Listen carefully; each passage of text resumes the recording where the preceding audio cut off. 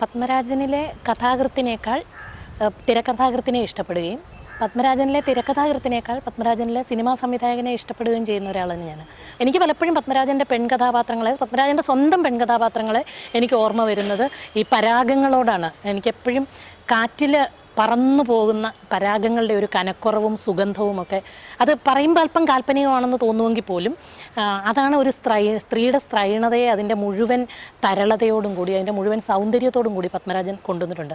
ആരും സ്നേഹിച്ചു പോകുന്ന, സ്നേഹിക്കാതെ കടന്നു പോകാൻ പറ്റില്ലാത്ത സ്ത്രീകൾ, അത് പിന്നെ പുരുഷനെ പോലും പൂർണ്ണ പുരുഷനാക്കുന്നത്, എൻ്റെ ഒരു കാഴ്ചപ്പാടനുസരിച്ച് ഒരു പുരുഷനെ പുരുഷനാക്കുന്നത് പിന്നെ താൻ ആരുടെ അടുത്ത് നിൽക്കുമ്പോഴാണോ പുരുഷനാണ് എന്ന് തോന്നുന്നത്, അതാണ് യഥാർത്ഥ സ്ത്രീ. അതുപോലെ ഒരു സ്ത്രീയാവുന്നത് ഏതൊരു പുരുഷൻ്റെ അടുത്ത് നിൽക്കുമ്പോഴാണോ താൻ സ്ത്രീയാണെന്ന് തോന്നുന്നത്, അതാണ് ഒരു യഥാർത്ഥ സ്ത്രീ എന്നാണ് ഞാൻ വിചാരിക്കുന്നത്. ഒരു സ്ത്രീയെ സ്ത്രീയാക്കുന്നത് ഒരു പുരുഷന് അതിൽ പ്രധാന ഒരു പങ്കുണ്ട്. അപ്പോൾ പത്മരാജൻ്റെ സ്ത്രീകളെ, പുരുഷന്മാർ, ശരിയായ ആണുങ്ങളെയും പെണ്ണുങ്ങളെയും പത്മരാജൻ്റെ കഥകളിൽ, ഈ തിരക്കഥകളിൽ അങ്ങനെ വരുന്നുണ്ട്. ഇപ്പോൾ സ്ത്രീ ഭ്രമാത്മകതയുടെ അമ്മയാണെന്നൊക്കെ പറയാറുണ്ട്. ആ സ്ത്രീ ഭ്രമാത്മകതയുടെ അമ്മയാണെന്ന് പറയുന്നത് ഞാൻ ഗന്ധർവനിലെ പെൺകുട്ടിയിൽ ശരിക്ക് കാണാം. ഭ്രമാത്മകമായിട്ട് ഈ ഗന്ധർവൻ എന്ന് പറയുന്ന ഒരു സങ്കല്പം ഏതോ ഒരു മലയാളി പെണ്ണിൻ്റെ മനസ്സിലുള്ള ഒരു പുരുഷ സങ്കല്പമാണ്. താൻ അറിയാതെ തന്നെ കാമിക്കുന്ന പുരുഷൻ, ആ പുരുഷൻ അദൃശ്യനായിട്ട് തൻ്റെ അടുക്ക വരുന്നു എന്നുള്ളതും അവളുടെ മോഹങ്ങളെ സാക്ഷാത്കരിക്കുന്നു എന്നുള്ള ആ ഒരു താൻ അറിയാതെ തന്നെ കാമിക്കുന്ന പുരുഷൻ എന്നുള്ളതാണ് മലയാളിയുടെ ഗന്ധർവ സങ്കല്പത്തിലുള്ളത്. താൻ അറിയാതെ തന്നെ മോഹിച്ച് നടക്കുന്ന ഒരു സ്ത്രീ എന്നുള്ളതാണ് യക്ഷി സങ്കല്പത്തിലുള്ളത്. അപ്പോൾ ഈ യക്ഷിയും ഗന്ധർവനും ശരിക്കും പെണ്ണിനെ പെണ്ണാക്കുകയും ആണിനെ ആണാക്കുകയും ചെയ്യുന്ന ഘടകങ്ങൾ തന്നെയാണ്.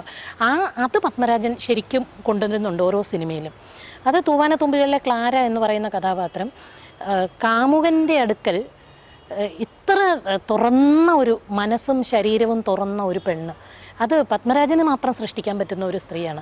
അവൾ കാമുകൻ്റെയും ഭർത്താവിൻ്റെ ഇടയിൽ കിടന്ന് ഈ പൊട്ടിപ്പൊളിയുന്ന ഒരു മലയാളി പെണ്ണുണ്ടല്ലോ.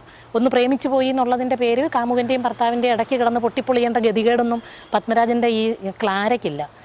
സൗന്ദര്യം, ശരിക്കും എന്താണ് സൗന്ദര്യം എന്ന് പറഞ്ഞാൽ അത് പത്മരാജൻ സുമലതയെ തിരഞ്ഞെടുക്കുന്നതും ഈ കാറ്റുപോലെയുള്ള ഒരു പെണ്ണ്, ആർക്കും തടുക്കാനാവാത്ത കാറ്റുപോലെയുള്ള ഒരു പെണ്ണ്, പൂമ്പൊടി പോലെ ഇങ്ങനെ പറന്നു നടക്കുന്ന സുഗന്ധമുള്ള ഒരു പെണ്ണ്. ആ പെണ്ണിന് ഇങ്ങനെ പറന്നു പോയേ പറ്റുള്ളൂ. അതിന് ഒരു പുരുഷനിൽ തന്നെ ഇങ്ങനെ സ്റ്റിക്ക് ഓൺ ചെയ്ത് നിൽക്കാനായിട്ട് പറ്റില്ല. അത് ഒന്നിൽ നിന്ന് മറ്റൊന്നിലേക്ക് ഇങ്ങനെ പോയിക്കൊണ്ടിരിക്കും. അതാണ് ശരിക്കും സ്ത്രീ എന്ന് പറഞ്ഞാൽ. നമ്മുടെ സദാചാരവും സമൂഹവും കൂടിയിട്ട് സ്ത്രീയെ ഒരാളിൽ തന്നെ കെട്ടിയിടുന്നുണ്ടെങ്കിലും യഥാർത്ഥത്തിലുള്ള സ്ത്രീത്വത്തിന് അത് സാധിക്കില്ല. അല്ലെങ്കിൽ സ്ത്രൈണത എന്നോ സ്ത്രീത്വം എന്നോ പറയുന്നത് സ്ത്രീയെ സംബന്ധിച്ചൊരു മോശം കാര്യമല്ല. അത് സ്ത്രീയുടെ കരുത്തും സ്ത്രീയുടെ ശക്തിയും അതാണ് എന്ന് അങ്ങേറ്റം സുന്ദരിയായ, വളരെ ലോലയായ ഒരു പെണ്ണിലൂടെ ഈ കരുത്ത് മുഴുവൻ കാണിച്ചു തരുന്നുണ്ട്. പത്മരാജനിലെ ഒരു സ്ത്രീ സങ്കല്പം അല്ലെ പുരുഷ സങ്കല്പം അത് കേരളത്തിന് നിരക്കുന്ന ഒന്നല്ല. അതുകൊണ്ടാണ് അതിന് പുറത്തേക്ക് കടന്ന ആളാണെന്നാണ് എനിക്ക്